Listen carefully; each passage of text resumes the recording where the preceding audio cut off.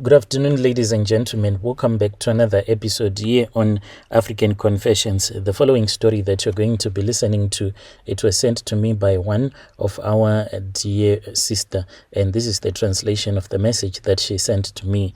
The translation reads like this: Hello, Brother Nashi, how are you? Can you please post my own story as anonymous? My story goes on like this. My name is Tariro. I am a 28-year-old woman, not a real name. I am from Harare, and I've been dating a man. These days they call them a blesser. So his name, I'll call him Tinashe, not his real name. So he's well known for his success. He runs a chain of pharmacies in town, and from the outside it looks like he's just a hard-working businessman.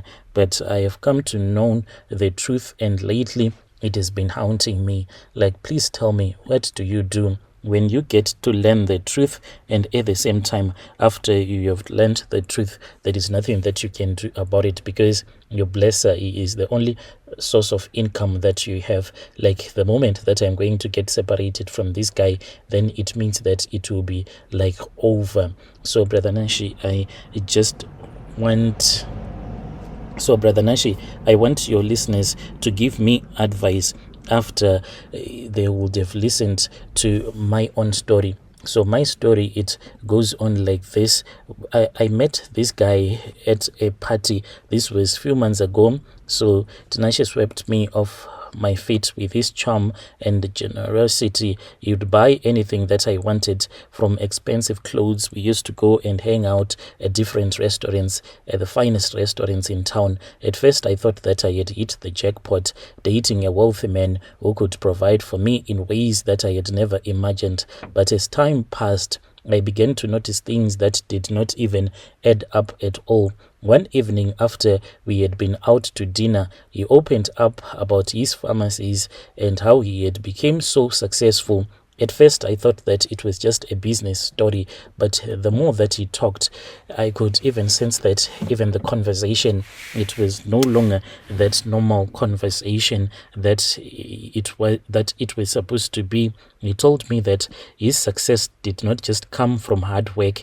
He used something that was much more sinister, well, that was involving water from the mortuary. He explained that he and a few of his associates, what they had done is that they had gone to this other place where they had done their own rituals. Mind you, he told me everything, like when we were on our date. So this is what really makes me to even feel like I am losing my mind, because this man, he just came out of nowhere as we were having a romantic conversation. That was when he said, there is something that I want to speak to you about. Do you have any problem? And I was like, no, I don't even have any problem at all. That was when he started going on and on about how they had gone to this other traditional healer. When they had gone to that traditional healer, that was when they were given some charms. He told me that his friends is into buying and selling of used cars, so he is also using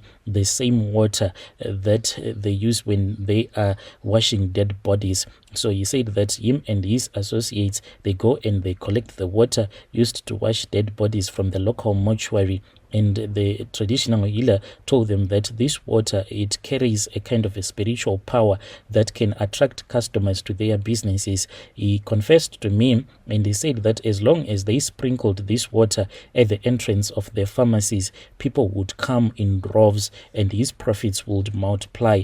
The more that he told me about it, the more that I felt so disturbed. But Brother Nashi, after I had felt so disturbed about this, it was when my blesser gave me some money. After he had given me some money, he said that, no, for you being a good girl, for listening to me when I was telling you my story, I want you to take yourself out. So he gave me money that was equivalent to $1,000, and the next day I went and then I started shopping, even though when I was busy with my shopping, but deep down in my heart, I had this feeling, this terrible feeling that things were not just right. I cannot use this money. But Brother Nashi, I ended up using the money anyway. I told myself that there are girls out there who are prostituting themselves. At least I am not prostituting myself. I am now in a stable relationship, because he said that later on in life he wants to make me to become his wife. So I then started shopping using that $1,000, and he told me that